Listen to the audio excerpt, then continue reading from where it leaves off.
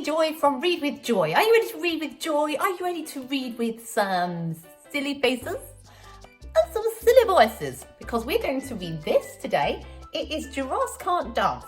It's by Giles Andreae and Guy Parker Rees. How good are you at dancing? I like to dance. I wouldn't say I'm particularly multi-skilled, but I do enjoy a good old boogie. Right then, are you ready? Let's get started. Gerald was a tall giraffe whose neck was long and slim, but his knees were awfully bandy and his legs were rather thin. He was very good at standing still and munching shoots off trees, but when he tried to run around, he buckled at the knees. Now, every year in Africa, they hold the jungle dance, where every single animal turns up to skip and prance. And this year, when the day arrived, poor Gerald felt so sad, because when it came to dancing, he was really very bad. You ever felt like that? Well, there's hope for you. Let's find out what happens. Well, the warthogs started waltzing, and the rhinos rock and rolled. The lions danced tango, which was elegant and bold. The chimps all did a cha-cha with a very Latin feel. And 8 baboons teamed up for a splendid Scottish reel. I think that's one of my favourite. I do like the cha-cha though, that's really good fun too, bit of Latin dancing. Gerald swallowed bravely as he walked towards the floor. But the lions saw him coming and they soon began to roar.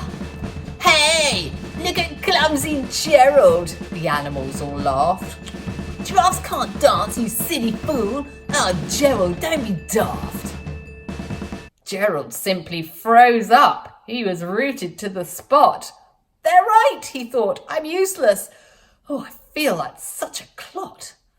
So he crept off from the dance floor and he started walking home.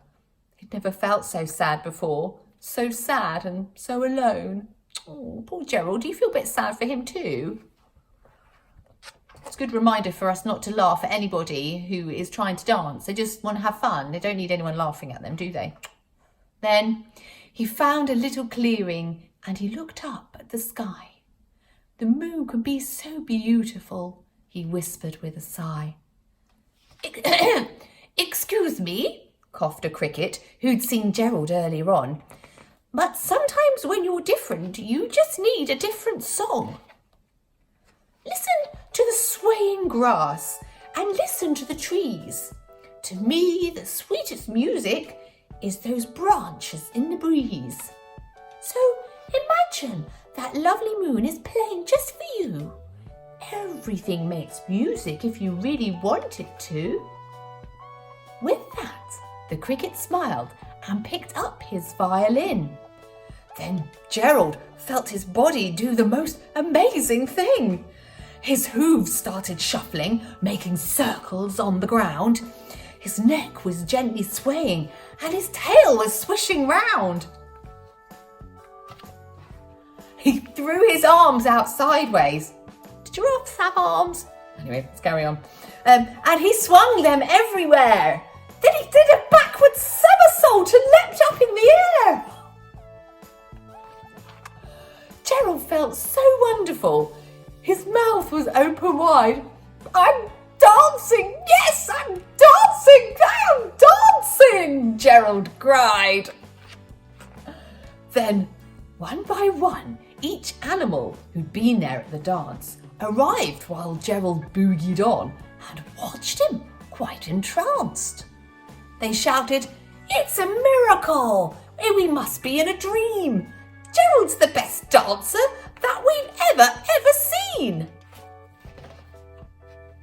How is it that you can dance like that? Please, Gerald, tell us how." But Gerald simply twizzled round and finished with a bow.